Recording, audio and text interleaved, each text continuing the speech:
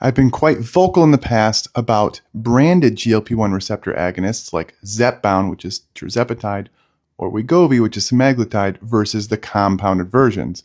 A lot of these, I would call them bad players out there, bad clinics, are just promoting, selling compounded versions. And we didn't have any data behind them because they haven't really been studied. So we have to do these things called retrospective analyses. You can't do a randomized controlled trial because they're not approved drugs. So here's a new retrospective study on the safety of these compounded versions of these GLP-1 medicines.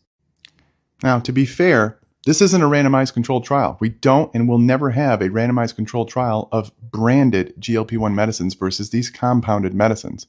However, retrospectively looking back, they tried to look at the different adverse reporting, and it looks like there's a much higher risk or higher odds ratio of adverse events, including hospitalization, all the bad stuff that we see with the regular branded drugs, nausea, cholecystitis, all sorts of different things. Even contamination, obviously, that's the biggest worry. People always ask me, Dr. Spencer, are you going to prescribe these compounded versions? Look, maybe in the pinch, in a shortage, I might consider it if I had a very good compounding 503B. These places are a lot more rigorous, but even still, there's some 503Bs that get shut down versus some of these 503As. But at this time, I mean, this is very concerning. I've seen some things where some of my patients had increases in blood levels of things like arsenic and other concerns that there was no other source for it other than these compounded GLP-1s.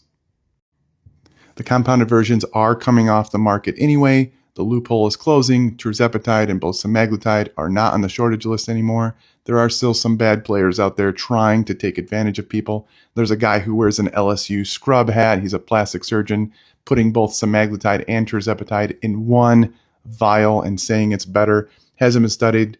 That guy, I would say, is a disgrace to medicine, honestly. But be aware of these types of players out there. I only prescribe branded right now. Again, maybe in the future, if they were to go into shortage and I had a 503, and I went and actually looked at this stuff, maybe I'd consider prescribing it.